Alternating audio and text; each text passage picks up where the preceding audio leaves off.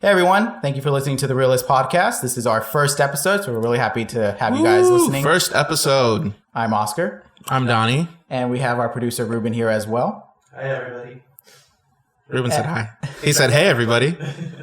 And this is the Reel-ists Podcast, where we review the movies and consider how certain scenes or aspects of the film play out in real life. And just to get a little introduction of ourselves, my name is Oscar, and I'm an aspiring actor. I love movies. I want to be in them, in front of the scenes, maybe even behind the scenes in my career.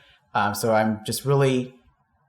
entertainment is what gets me. It's just entertaining an audience and having them temporarily stop living their life and watch a story. So that's why I'm excited to do this podcast and really get into our movies that we discuss.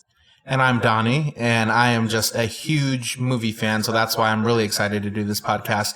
I love film. I love cinema. I love just being transported into another world other than my own for, 2 hours, and film just speaks to me. I can remember the very first time I guess I kind of fell in love with movie making and film was The Dark Knight. And I just remembered it was such a monumental movie for me, and I just was transported to Gotham City, and it just kind of sparked this love for film and for movies. So that's kind of why I'm doing this podcast, and why I'm really excited about it. I feel like we're gonna get to see some amazing films and to be able to just talk about them and the impressions that they had on us is going to be really fun. Also, once again, our premise to review certain scenes and aspects and relay them to real life is going to be exciting as well. So yeah, I'm just excited to be here. And to answer the question how we know each other, we go way back. So we're close friends, best friends, essentially. Well, we are. There's no essentially. We are. But I mean, for the most part. No, I'm just kidding. 6 out of the 7 days we are. So we've seen a lot of movies. We've seen a lot of movies together. We have seen a lot of movies together, man. A lot. We dare anyone to try to beat our list. Right. Try to beat our record. 357 films. So with that being said, we're going to go into our first episode, which is going to be covering our top 10 2017 movies. Woo. Now, this is a little different than our plan of what our podcast would be, but we wanted to kind of say bye to 2017 with all the movies that really inspired this podcast to come, created in the first place. This is what really inspired us. It was like films of 2017. I mean, it was those films that kind of jump-started this whole idea to do this podcast. So thank you to all the filmmakers that released films in 2017.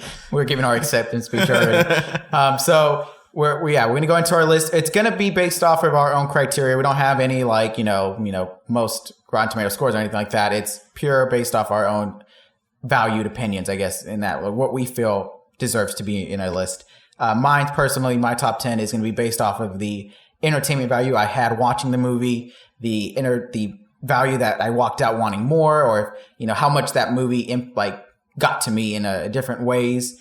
I know my list is going to be not necessarily one that everyone's going to agree with, but it's just what I really enjoyed out of all the movies we've seen in 2017. There's a lot of honorable mentions. I know, Donnie, you had it's probably another 100 of honorable mentions. I did. I had so many. Yeah. Mine's, I kind of went a little bit differently as to how to compose this list.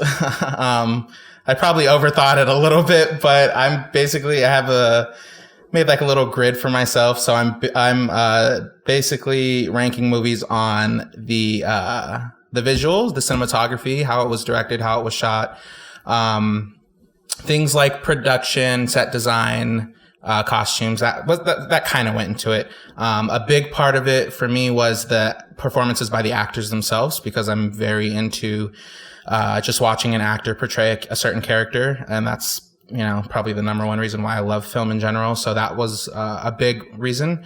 And then another part of the criteria, sorry. Another part of the criteria was how interesting just the story / plotline was. Originality, how interesting it was. So essentially, if you didn't make the top 10 of Donnie's list, you're not getting an award. Pretty much. I'm pretty much the single man Academy Awards here, and I'm gonna award accordingly. I'm gonna present with the drum roll for each one. Obviously there are people that aren't gonna agree with my list, but sure. It's not like all of the films on my list have all of those things. But For the most part, I think most of them do. There's a couple that are just like, I simply put on just because the performances were just amazing, or just the cinematography alone was amazing, or whatever. So we'll go into that. Okay. So Oscar, ready? Do you want to start us off with your number 10? I'm ready. All right, let's do it. All right. Number 10 that I have is It. My choice for It is simply just the revisiting Pennywise the Clown. It's been one of those things where it's obviously a remake, but I don't know, there's an appeal watching the movie. I don't know if it was just because it was the kid's perspective, so you kind of think of like, oh, when I was a kid, I walked out of that movie wanting to know more about Pennywise in the universe. We watched the original It before, right? So I think that also contributed. So that's definitely the reason it's in number 10, because it's just I'm interested. I want that sequel. I want to see It 2, It Chapter 2, whatever they want to call it. I'm looking forward to that. So that was my number 10. Great choice. I like it.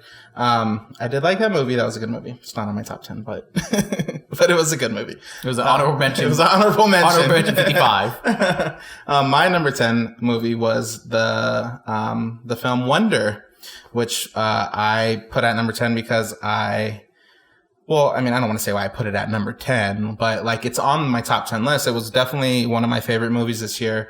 More than anything, I think it just told a beautiful story and portrayed a really important message. That I think whether you're a kid, a teenager, an adult, an older person, I think, everyone can get the message, that it doesn't matter what we look like, but it's, what's beneath the surface that counts, and, that everyone deserves to be treated with kindness and respect and loved. So, I think the message was just so important, and I just like the actors were great. All the performances I thought were really good, and, it made a really good impression on me. And I left the theater just like wanting to just be a better person. I mean, not that I don't think I am like not a good person, but like it made me want to be an even better person. So yeah, that was my number 10 film. Okay. My number 9 film was a movie called The Shack. I don't think you saw it, Oscar, right? I did not. So this one I can't say anything. Okay. So don't say nothing about it then. No, I'm just kidding. It was such a good movie. I don't know what to say about it. Definitely another inspirational film. Another one of those like feel good movies, like where you leave just like, I don't know, you just look at the world in a different light. It is, I guess, a movie about, God. So, but I feel like regardless if you believe in God or not, whatever your religion or no religion, whatever, I feel like this film too has a really good message, and anyone who sees it will just, really like it. And the performances are great. It had some pretty big name actors like Octavia Spencer, Sam Worthington. They were in it, and I think they did really well. That's my number 9. It's funny that my number 9 is actually going to be very thematically similar. It's Mother. That is my number 9 choice. Now, the number 9 for this is mainly because the talk about it. Mm-hmm. You can't help but talk about this movie in whatever way you need to, positive, negative. It was too much. Didn't make sense, or however you want to go about it. I just know we walked out of it. We talked about it. Yeah. And the more like we were like, oh, that's what that meant. And that's what that meant. A lot of hidden like symbolism and all that. It opened it up to like a conversation about like interpreting stuff in the way you can. Obviously the film had its own version of God, Earth. I liked it. I mean, I liked that approach. It was different. So I definitely feel like that's something that is the reason why it made the list. And it's not above, but because I didn't necessarily walk out of it wanting more. It was just something I know like everyone talked about it that's seen it. Yeah. So that is my number 9. Jumping to number 8, it's the family favorite Coco. Woo! We should just sing a song. That should just open up. I know. That itself should just open up singing. What color is the sky?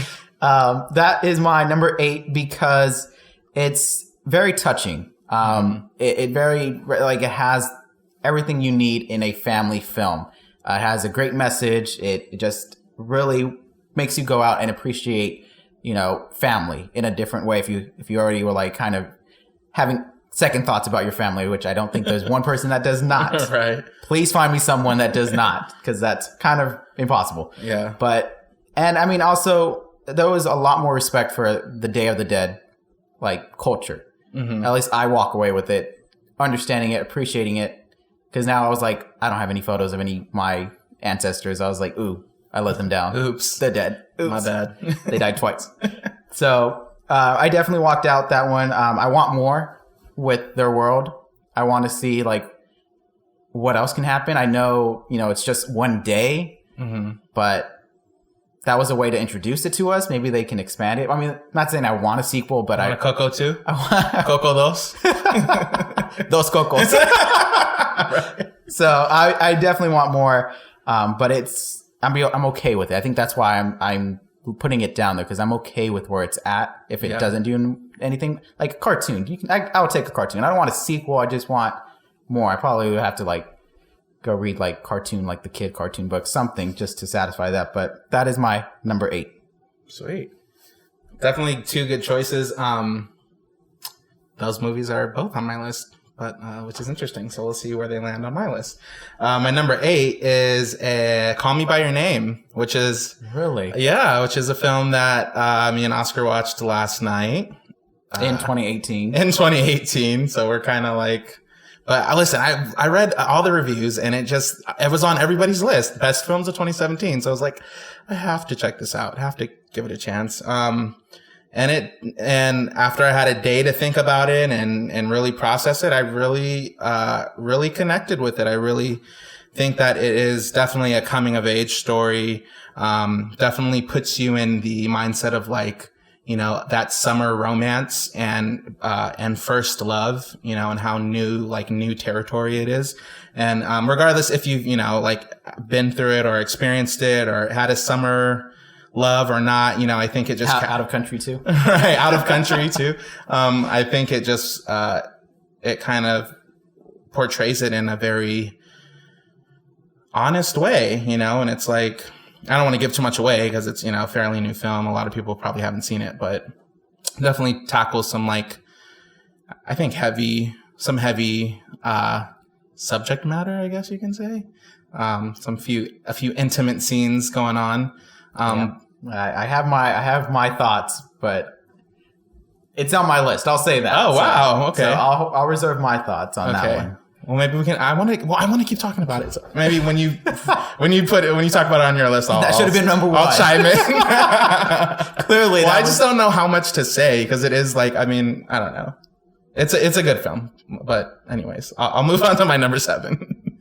Right? Are we on number 7? Number 7. Okay. My number 7 is I, Tonya. One that all 3 of us, including our guy Ruben over here, our producer Ruben. We've all seen it at the movie theaters. I was really into this film. It's definitely a high octane from the start drama. One review said it was like the Goodfellas of ice skating, and Goodfellas is one of my favorite movies. And I really agree with that statement because it was very kind of like drug, sex, and rock and roll, but not really rock and roll. It was like ice skating. And I don't think drugs were involved, but trade your instruments to skate. Yeah, it was pretty intense, and the acting was so there. Margot Robbie, as Tonya Harding, and then her mom, Allison Janney, who played her mom, who was amazing, and she for sure is going to get nominated for an Academy Award for Best Supporting Actress, and I think she should win. I think she is in competition to win with another actress who is on my list, but her performance in that movie really solidified it for me. She was such a bad mom. Which is a good thing. Which is a good thing. In this movie, it's a good thing. And and then you walk away going dang, was she really that bad? I want to talk to Tonya Harding and be how your mom was portrayed. Was it that bad? Just curious. But it was a really good film, and I could watch it again. So yeah. Okay. So yeah, this is where my thoughts come in because number 7 is Call Me by Your Name. Oh. So I think you're surprised on that one. I am. You know what? I am shocked that it's even. Yeah, I'm shocked. I have it at number 7. And to be honest, it could be because it's just fresh. I know that, and I was trying to be so subjective. It could be because it's fresh. I'm not gonna lie. This list is not perfect for sure, but it's definitely one of those where, as you covered a lot of it, it's just a lot of experiencing something for the first time through a different perspective. I'm sure we all can reflect on our own, but to see it through a different perspective, I know the big headline is that it's like an older person versus a younger person, with a young person, should I say. I get that's the part, but it's still, at the same time, it's still your traditional love story, romantic story. And I think that just helps remember it differently. I think that's more so than anything. But I mean, you covered a lot, so I won't repeat it. But for sure, I walked away kind of wanting to know more. I know they wrapped it up in a way with that movie, but I want to know how he grows up. Like, what are some things that happen afterwards? Did he find? I mean, who knows? Like, I'm sure he found love again. I hope. Well, But so we I don't mean, know. it's one of those things that it's just like we have to know more. You can't leave us like that. Not even that we want a sequel, that we want a whole nother movie. Yeah. But that's, if you walk away wanting to know more, that the movie's doing its job for sure. Yeah. So that is my number 7. And my number 6, which is something that has been mentioned is Wonder. So Wonder is on that list mainly because did you see how Ruben just looked at me when you said it's number 6? He gave me the most evil glare. I'm sorry it wasn't higher on my list, Ruben. Jeez, my bad. It's great. It's very inspirational. I think at that age too, for the kids to understand, at least it looks like they started to understand. I don't know how accurate that was, or if that was just movie magic where it's kind of wrapping it up in a nice bow kind of thing. But you walk out and you don't want to talk about the movie. You want to talk about like how you see things yourself when you're just like, well, I've seen, in public when that reaction is, it's like people shun or they have their own, you have your story of what you've seen. Even if you don't necessarily know someone close, you got it. I think the biggest thing is like the Disneyland stories, like those videos where like, I know the one that comes to mind was the girl that can't speak. So she does sign language, the little girl that can't speak. And Mickey Mouse and Minnie Mouse, they sign back to her. Yeah. So it's like one of those things where you just walk around, you walk out of it thinking about it. Right. Thinking about it, not even thinking about the film of like, those were bad performances, those were good performances. You walk out of it and you're just like, life. Yeah. Life. Let's talk about life. Definitely makes you reflect on like your own experiences or other people. I have to give it its credit because it did its job. It wasn't where it was like, I felt like it was forcing anything. It wasn't saying like, you must be nice to everyone because, otherwise they turn into monsters or, they turn to anything. It was just saying like, this kid knows how to deal with it and sees it through a different way. Like the beginning with the astronaut helmet. Yeah. And he grew out of that. So that was definitely something that you just walk out talking about life more so than the movie. And I think that is a good job in and of itself.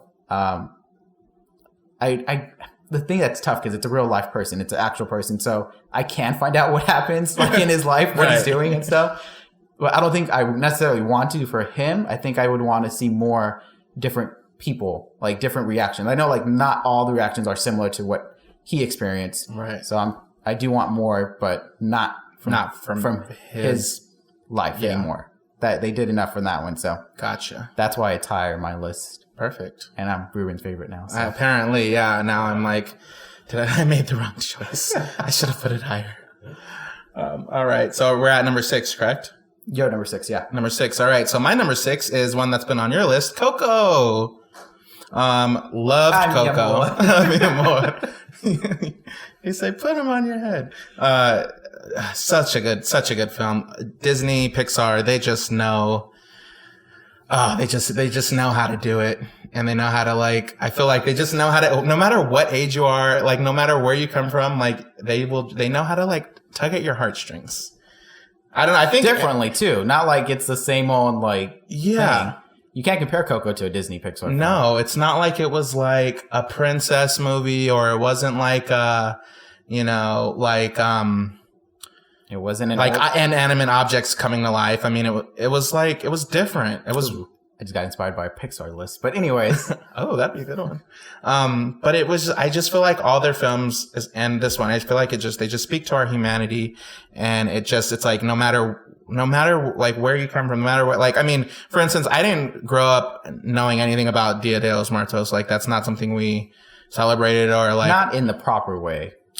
It was just, I'm sure you probably just like, I Halloween dress up. Yeah, right. Yeah. I mean, you kind of know the gist of it, but it's not. But like this film, even if you don't celebrate that, it makes you like, it still makes you think about not necessarily maybe celebrating the day, but at least like celebrating your ancestors and like your family and like I left the theater like thinking about all of my family that have passed, all the family members that I've, maybe I don't think about all the time. And it like really made me kind of like, not because I forgot about them, but life happens and you just like, maybe you don't think about that grandmother all the time or you don't think about that cousin all the time. But I feel like I left the theater like just looking back on my family members and like, I don't know, it was just like, tugged your heart. Yeah, it tugged at my heart. It was just you can tug Donnie's heart. You make it in your top 10 list.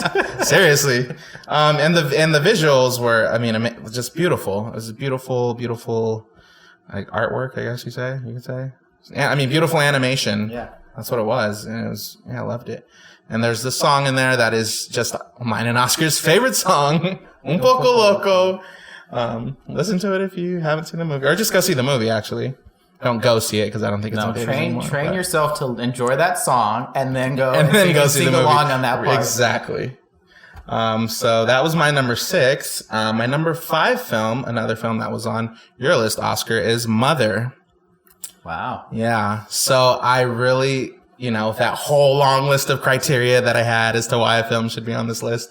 I feel like this is one of the films that kind of touched all of those points. I feel like the direction of it, like Darren Aronofsky, I hope I'm saying his name right.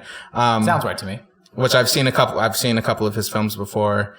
And he's just like one of those directors that just like is not afraid to like, it sounds so cliche. He's not afraid to take risks. Not afraid to take risks, or the studio is willing to let him take risks. Because I feel like that is probably the biggest thing is like studios like, no. This is, too sensitive. Nope, change it. Yeah. Well, I'm sure a lot of studios do that all the time. So maybe he's just finding the right one. That's like, that's what you want to do. Do it. Go for it. So I think he finds creative ways, because I feel like every director takes their risks. So I think I get what you're saying, but I feel like maybe.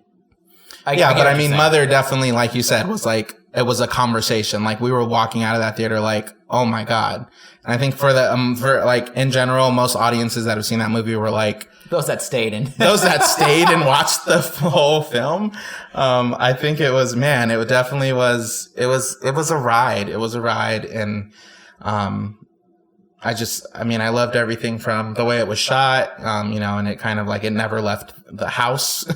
And the actors, Jennifer Lawrence, Javier Bardem, they were great. I think they did really good. And then there was all the, the biblical allegories in it and the symbolisms and like you said, but it like brought it about in a new way, in an interesting way. And, some scenes that were just so hard to watch, but. Oh yeah. I mean, I don't know what to say about those. Does that get your attention more? Like, is that causing you to put it higher on your list because of those scenes? Like, I don't know. I don't think those scenes is what made this film be like number 5 on my list. Because it makes it unforgettable. And I think that's why I put it so high on my list. It was unforgettable. It was controversial. It sparked a lot of, like debate, and it, I think more, it was, super interesting. Like the story, just watching it as a piece of art was like interesting. And it's like, you watch movies and you're like, oh, okay, I know where this is going to go, or blah, blah, blah. And like this one, you kind of had like, it had a lot of like biblical references. So if you knew what it was referencing, you might know what direction it could go in. But I feel like there was just a lot happening, and it was, I felt like the only thing I could think of like is it was like a party. Like it was like just a party, like a film version of a party. Not that they were having a party in the film, but like just wild, like unexpected, like you don't know where it's going to go or what's going to happen. And at some point you're even like, what? And so, but I think that's the reaction they were going for, like, and it I hope so. What if there wasn't? What if it was, they had their like, what if they really wanted it to be like, everyone's going to understand this. It's not going to be too complicated. Yeah. No, I think they knew what they were doing. So that was why it's number 5 on how my they list. made it was interesting too. If you've watched you didn't get a chance to see the special features, but it's pretty cool how they made that scene. I think we're referring to just a particular scene in that film that you get lost in. So sweet. Was that the end of that one? Yeah. So I think it's back to you. Number 4, right? My number 5. Oh, okay. Sorry. My number 5. Ladybird. Ladybird. And I'm surprised actually that it actually made that high on the list. I am too. Speak on it. Just surprising you here. You're shocking me, man. What's going on? Are you Oscar? Are you? No, I gave it a number 5 because I can understand a lot about it. I can understand I don't want to say innocence, but there's just like a very modern touch into what a teenager goes through. And it doesn't necessarily focus on the cliches of like, I need to pass this class, or I'm getting, I want to be with the mean girls or anything like that. It doesn't go into that cliche format stuff. It really just tells a story from one girl of just trying to be herself, be independent, like start to be the adult she's going to be or has to become.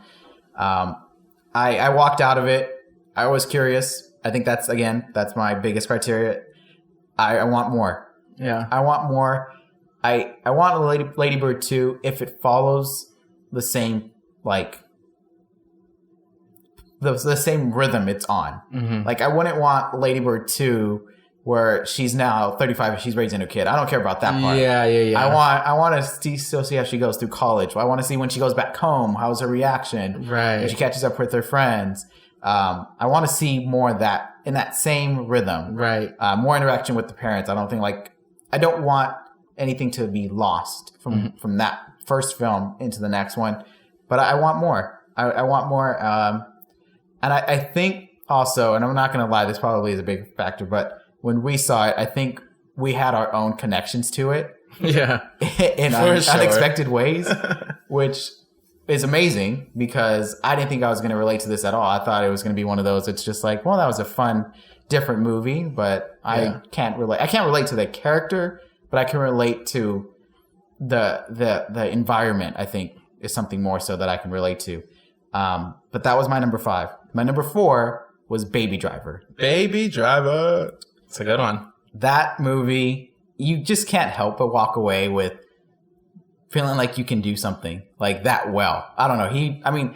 I think this is where our podcast would really dive into, like, this is a kid that's driving. But I want more for sure. I want to see what happens afterwards because it's kind of like so much that was there throughout the movie is not going to be there it's not there at the end of the film. So it's like, where are we at? Where are we going with this? Right. Like, and then quite a few years had lapsed between, I believe so. Yeah. So there's some things that I want more of, because that's all he did was his, job driving bad guys around. That was like all he did 24/7. So what happens afterwards? They didn't show that. I want more of that. The music, I think, goes with the movie so well. Yeah. This is one of the albums that I had to listen to a few songs. Well executed on all cylinders for that one. So definitely deserve a top spot in my list. I'm excited for my last 3. So I'm going to go ahead and give you a 4. But okay. I'm excited. We're getting to the juicy part. I know, man. So Baby Driver was almost on my list, and I wanted to put it honorable mention. I had so many honorable mentions. I could have done like 15 honorable mentions, but I was going back and forth between Baby Driver and another movie. They didn't end up making it. So I guess what bumped Call Me by Your Name? What got bumped out? Call Me by Your Name got bumped in. But what it bumped out? There were a couple movies that bumped from my original list that I read you a couple days ago. Oh, so there were a couple. Okay. There were like 3 movies that got bumped out. Okay. I've been thinking of, guys, listeners, I've been thinking about this list for, like, that's all it's been on my mind. I'm at work and I'm like thinking about it. and plotting and like, oh, I should put that one on. No, I should take it. So back to the list. Number 4. My number 4 is Wonder Woman. Get out. Too low for Oscar. I think Ruben just rolled his eyes again. Listen, Wonder Woman was amazing. It was for sure hands down my favorite superhero movie of 2017. It was Gal Gadot. She's like my wife, my movie wife. Everyone has like a movie spouse, right? Yeah, I'm not going to disclose mine because I want to make it happen. Okay. You never know. Mine is reasonable. Mine isn't too far stretched like true. yours. Yours could realistically happen. Maybe. Well, no, I don't think this one will happen for a couple of reasons. But this podcast being one. She was amazing. So beautiful. So talented. Such a good actress. It was just the storyline, the plot line, learning the history of Wonder Woman. I'm not like super into superheroes or comics. I just kind of watched the films that come out. But I didn't really know much about Wonder Woman before this film. So to kind of like see her origins and where she came from and from, the land with her people and all that. And I think it was really, really interesting. Wherever that location was that they shot it, wherever her like homeland was, quote unquote homeland. Themyscira. Yeah, like do you know really where they shot that at? Or was that CGI or like it was shot on Themyscira. Okay, sorry. Just because you think it's not real, you're not a believer. I know. I'm just saying. Okay, maybe it is. Well, that place is beautiful. Just visually looks so good. And the plot line was interesting. And it's like that's a movie I could watch again and again. I really liked it, so that's why it's number 4. I'll hold my thoughts because it's in my top 3. I'll say that much. Okay, yeah, I'll leave. This is your territory here. I'm dipping into your territory right now, so I'll leave final thoughts to you. So my number 3 on my list. This is it. The Shape of Water. So that moved up from where it originally was. It moved up. It moved up because. Please explain. All right, well, let's see. Okay, where do I begin? What's the director's name? Guillermo del Toro. Guillermo del Toro. The only thing, I mean, he did the Pan's Labyrinth, which I haven't seen the whole movie. I've seen like bits and pieces of it. But I think I just was super into this film. I feel like, I'm trying not to say the same thing over and over again. Visually, it was stunning. No, at the end of the day, it is a love story, right? It is a love story. Yes. Whether it's like, right or wrong, cause it does take this kind of relationship forming between a woman who's a mute and this, creature, sea god. I don't know what it was. That was sea god? They called it God, but yeah, it was like a sea god that they fished out of the river of South America. And I mean, I just feel like, I don't know. I really liked like the fact that she was mute and he was non-human. I was gonna say, you can say mute. He was non-human, and I guess that's, that's kind of what they bonded over there. Like, I don't know what you would say, lack of non-conformity. I don't know what to say. I wasn't really prepared. I'm trying to like put into words why I love this film. I think you could just say you were speechless. No, I wasn't speechless. I just really liked, I mean, speechless in the sense that you don't know what about it you love. I don't know. I just know, yeah. I mean, like, I don't know why. I just really connected to it. I'm into love stories, I guess. So I'm into like anytime where people or non-people,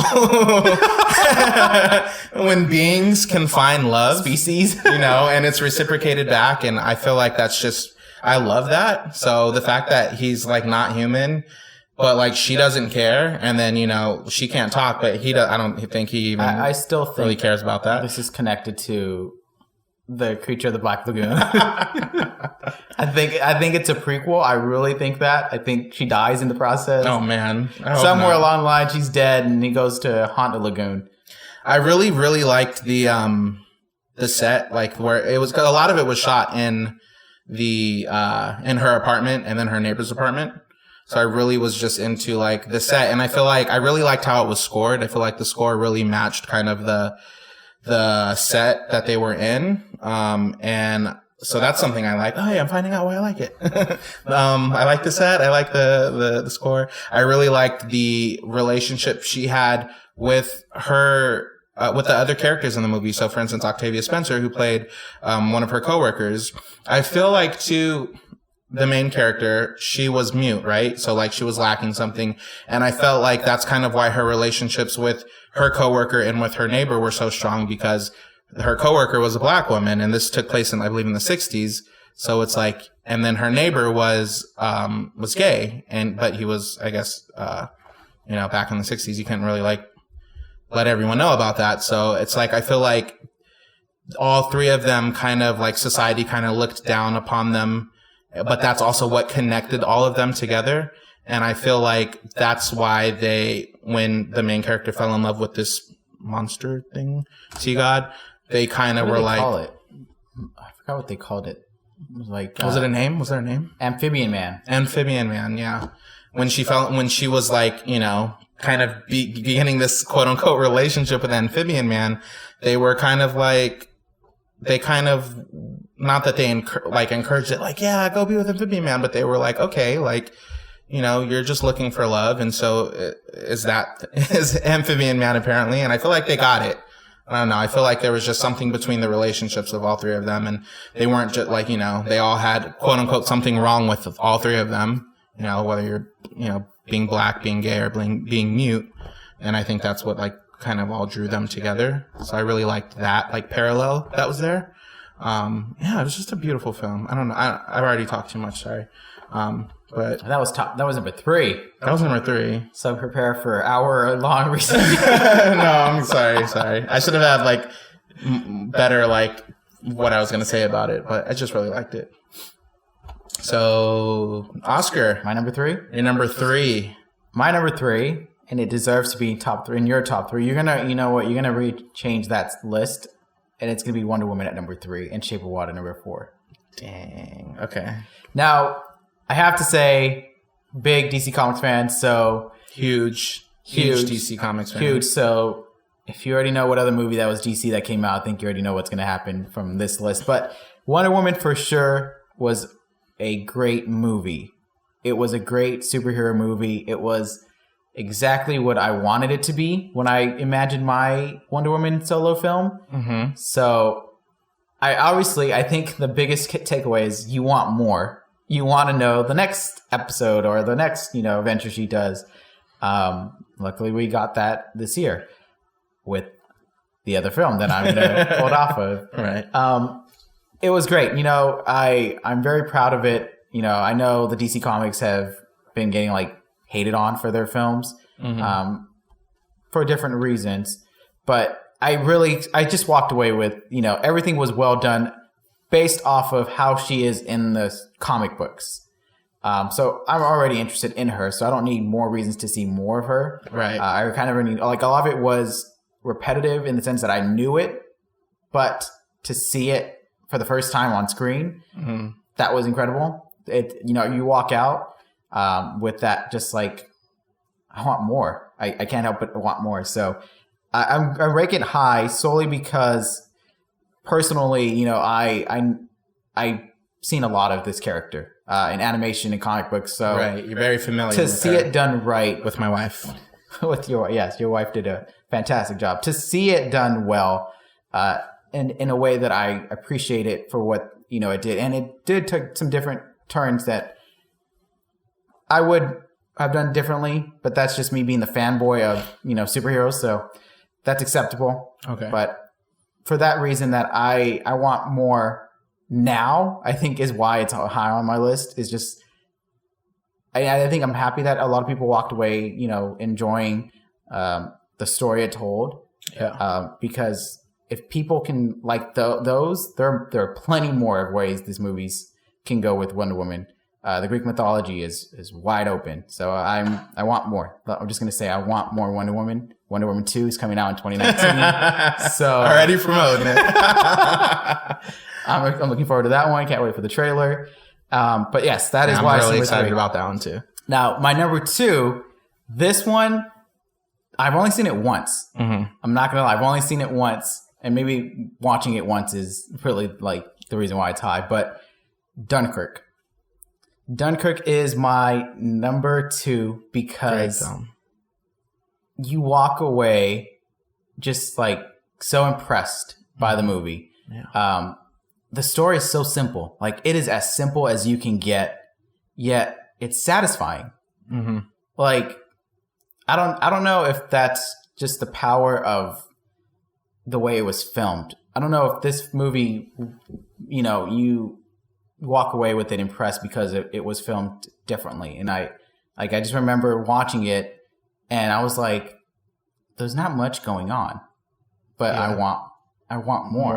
I want to know more. And again, this is another one that's true. So yes, I can go and actually get more and like read actually history about it, but not with these actors performing. I want more of these like characters that we saw. I don't know if they were real. I think they were fake. I'm very confident that they weren't based on any real people. I think they were inspired, but the main characters, like the characters themselves. Okay. Yeah. I don't know if they were. I don't think they were officially. Maybe. I'm not sure. We can fact check that, but I think. But you still, it's like you want more, and I think that's exciting.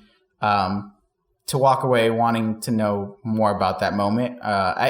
It's tough because I'm not a history person. I don't really want more of like, oh, so what happened? What was it? What happened next in the war? That's not why I enjoyed it. But the movie made me want to just complete that story. It's like I would have loved it for there to be more of like continuation of it. I know that would have been like a 4-hour movie, which I don't want at the same time. But it makes you really appreciate this moment that they decided to film, like this specific more time in war. So It ranks high because I walk away impressed visually. I saw it in IMAX. I felt like I was there. I'm glad that I wasn't there because I would have died. That's war. It's intense. I mean, yeah, that's. I'm just killing seconds here now, but that was my number 2. And I think we're ready getting down. Are you ready for your top 2? Yeah. So, just to fact check. Yes, I fact checked. The characters were fictional. Okay. So the actual characters are fictional, but even better. I want more of them. I don't want real life people. I want fictional.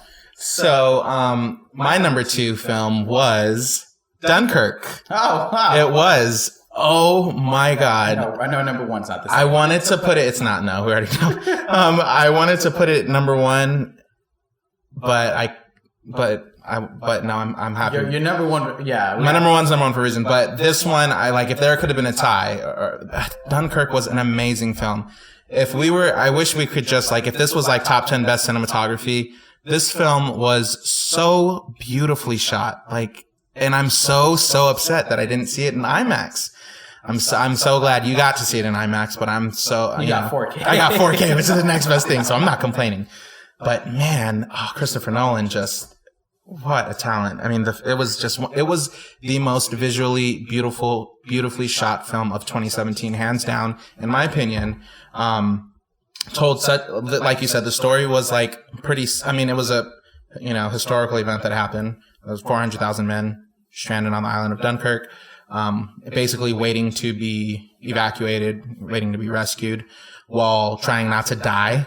And it's crazy. I really thought that when I was first seeing the promos and trailers for this movie, I remember is this like a war movie? I'm not really into war movies.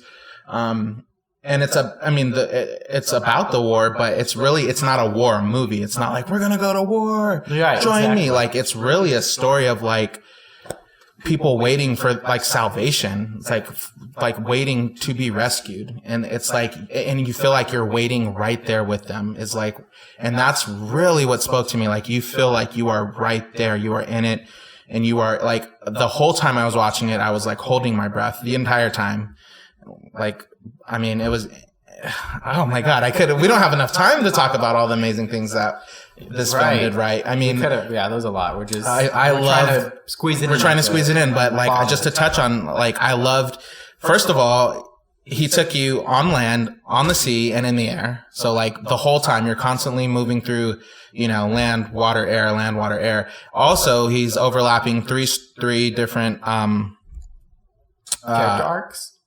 Yeah, I guess. Is that what you would say? There's, you know, the soldiers on land who are going through this experience for a week. The sailors, people in the boats and on the water that are going through this for a day, and the fighters, the air fighters in the air that are fighting and in combat for an hour, and all three of those stories overlap and intertwine. I think it was just like brilliant. It's like getting me worked up because this film was so good. I didn't see it until like a couple days ago. And maybe I'm still buzzing from it, but it was just amazing. Amazing. It was a summer film too, yeah. And it was a summer film. And I wish, Did you see this, Ruben? No. Okay, Ruben. well, you need to watch it. Movie night. So good. It was just amazing. Definitely. I don't want to say it was my favorite Christopher Nolan film because I've for so long have said The Dark Knight has been my favorite movie, hands down. Like, if I had to pick one. I feel like it's definitely. And I loved Interstellar too, so it's like I don't think I could say that Dunkirk was my favorite Christopher Nolan film, but so it sounds like right now your top list for Christopher Nolan's are all tied for first.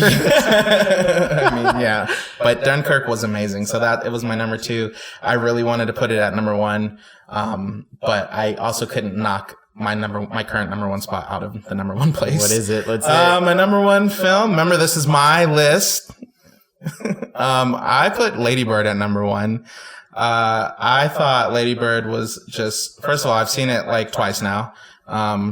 Definitely a movie that I know I'm going to watch again and again in the coming year, just solely because I liked it that much. At the end of the day, like it was, it wasn't as cinematically stunning as Dunkirk, or like, a deep, meaningful, like, a message like wonder, or like didn't have the shock value of Mother, but it just, for me, it did it. Like it was entertaining. It had funny moments. It had heartfelt moments that were very serious and, kind of tugged at your heartstrings. That's like I need to stop saying that. Everything freaking tugs at my heartstrings, apparently. But it had those moments. It had, I feel like anyone who like comes from a family can relate to this film. It had moments of, and then I love the relationship between, Lady Bird and her mother, played by Laurie Metcalf, who I also think, she's gotten a lot of accolades this award season, and pretty sure she'll be in the running for Best Supporting Actress from what I've read. And I guess I'm biased because I watched Roseanne with my father. Like, we've seen every episode and she was in that show. So I'm kind of like, I kind of want her to win too. But I think she did really good. And all the characters, from the father to like, the boyfriend who, turned out to not, I don't want to say spoil it, but they're not together anymore. Let's just put it that way. And then to her best, like, that's the relationship. Spoiler, that, right? That's technically. Spoiler alert! I feel like we hit a couple spoiler alert, or we didn't alert anybody, but we spoiled a couple of things. Guess we have to go back to the beginning. Yeah. I don't know about. Well, we're starting from the top. Ruben, can't Ruben just edit this out? I'll try. It'll just be like these random pauses of silence throughout the whole list. Like, it's gonna be like curse words. And I know. If got using bad language, like, what's happening? But I just loved Lady Bird. Like, I laughed. I didn't cry, but I like got teary eyed. And then, you just remember being like 17, going through like senior year, and like, at least for me, like wanting to get away from my home so much, like, as when you're like, oh, I'm right there. Freedom is just like 6 months away and I just want to leave. And, not because you hate your family or whatever, but you're just like, want to be on your own and do your own thing and become your own person and get under the thumbprint of your parents. And so I just feel like it's just relatable. I do. And Like I said, other than I wasn't really looking at my criteria sheet for this one. I was just looking at what was my favorite movie. Like simply what was the movie I got the most enjoyment out of, and I'm glad you're saying that because that is a great way for me to explain. I wasn't finished. I know you're not. I know you're not. I'm just kidding. But let's throw it to Oscar because I know you're dying. Oh, he couldn't wait. This is the moment. That was a perfect segue right there, saying that the one movie doesn't. I mean, it fits my criteria, unlike yours. But the number one movie for me for 2017, and I know 90% is not going to agree with me. It's fine. It's your list. Who cares? It is. That's true. It is my your list. It is Justice League. Woo! Now that didn't even get an honorable mention probably to Donnie. I liked it. I did. But go ahead. It should have been number 10 at least. Anyways, just no. But this movie means it's very personal to me. It's very personal, and to see it on film, it's kind of like I like my childhood is done. Not like I'm like dead or anything, but like it's satisfied. Like I wanted to see this when I was a kid. I wish I was a kid to see this movie. Right. To be able to just like, go get the action figures and do like my own little episode or adventure with them. I just want to say, sorry to interrupt, but I do love that you just said that. I wish I could have seen this as a kid, because there are some movies on this list where I'm like, oh, I wish I could have seen this as a teenager, or like Coco. I wish I could have saw that as a kid, or whatever. So go ahead. I mean, I feel like just quickly though, I feel like if we were a kid, some of these movies we wouldn't have seen so many different levels. Like I would have been scared to death. I would have hated clowns for real. Call Me by Your Name. I would have been like, where's my love? I'd have been like, oh, I need to go find an adult. I'm 17. Person. I need to go to Italy. I need a 24-year-old woman in my life. Apparently, Baby Driver. Oh, I can drive. I got my license. Right. But so yeah, I mean, Justice League, it has a lot against it. I understand that. Mm-hmm. I understand the pacing didn't feel right. I understand the CGI was meh at times. I understand all the flaws that everyone can come up with, but solely because it is uniting the DC comic characters, it completes me. Okay. All right, Joker. It completes me. Well, that's exactly even more, right? It's still DC Comics, but it's what I want. And I absolutely 100% want another one now. Luckily, I have some time. Luckily, I think the digital HD is coming out soon, actually. Oh, really? So that's a day one copy. That's gonna be playing nonstop. I'm just gonna tell you that on now. A 24-hour loop. Okay. If you do not know the words by the end of 2018, dang. I'm gonna be like, scene 5, Donnie, say the words. But I love it. I know Wonder Woman is in it, so a lot of people enjoyed Wonder Woman still. Woo. Loved it. I know Ben Affleck is great as Batman, but they didn't feel like it was good as the last one he was in. Flash, he's not my Flash. He was a good Flash, though. He was good. For sure. I don't know nothing about the Flash, so I was like, right, and that's what I liked about it. That he definitely came off in a positive way. I just know my Flash, which is more comic side, it's completely different.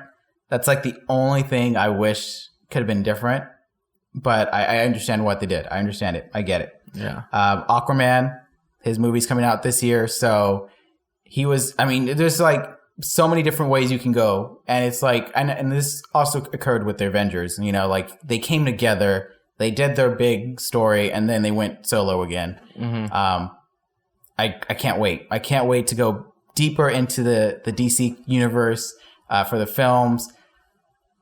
It is like the beginning for me. Like I know they had 3 movies. You had Man of Steel, Batman v Superman, and you had Wonder Woman, right? And Suicide Squad. I know you had those movies, but this is like the beginning. This is because when I watched the 2001 cartoon Justice League, I just watched episode 1.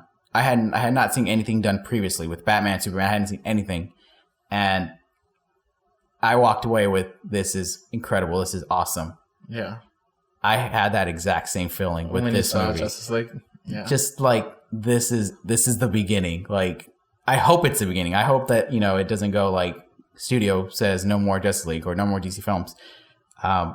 It's I know there is no way I can explain it or to at least justify why it is number one other than personally in 2017, as you said, Donnie, it is my favorite film. It is a film that I would not put it. I can't put anything else above it. Right. I can't say Dunkirk was better. It was better than Justice League in so many different ways, but yeah. At the end of the day, I'm excited for Justice League. I'm excited for the potential growth.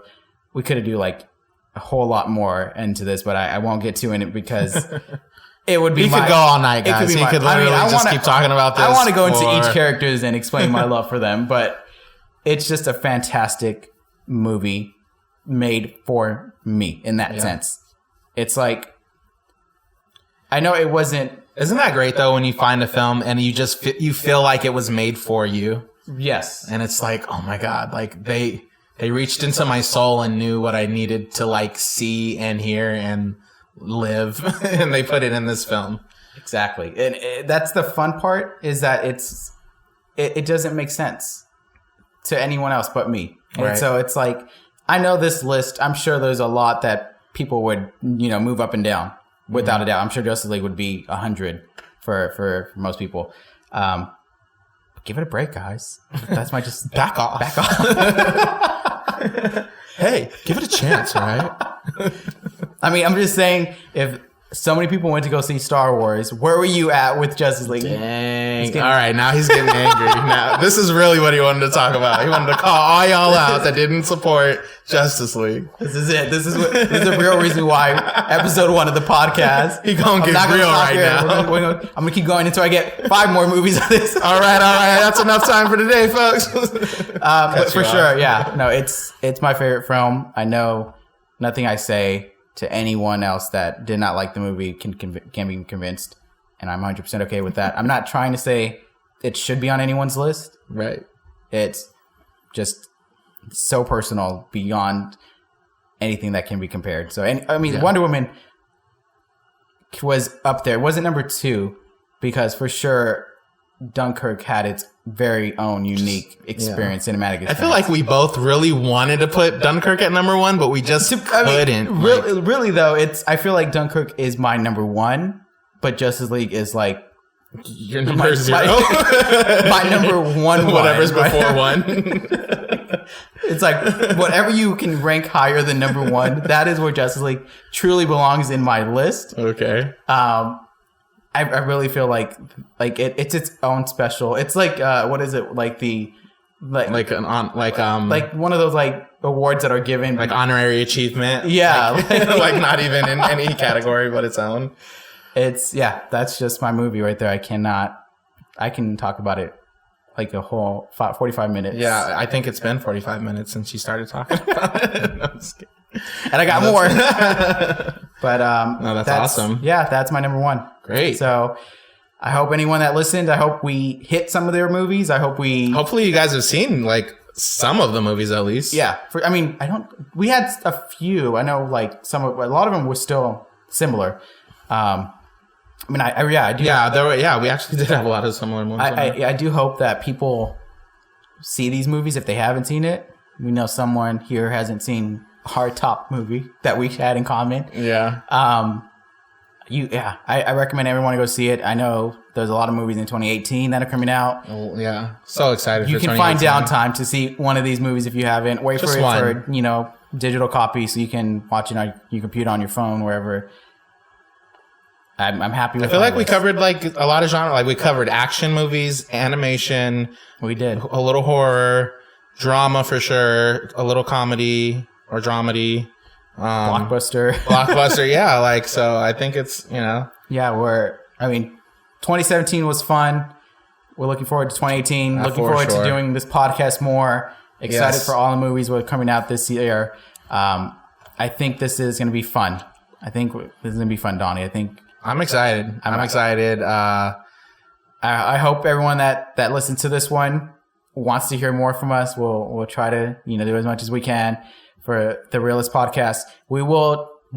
It will be based off of what we said earlier in that Reel-ists perspective kind of idea. Yeah. We just wanted to kind of kick it off with like, since it is a new year and we just said goodbye to 2017. We wanted to like kick it off with, the films that really kind of spoke to us, I guess, in 2017. And movies that we would have talked about for sure. Yeah, movies that we definitely would have talked about. Absolutely. But I think that's going to be it for this episode. We want to just thank everyone that listens to it. Again, we hope you enjoyed it. We hope that you want more from us, and definitely stay tuned. But yeah, thank you everyone for tuning in. Woo, thank you guys.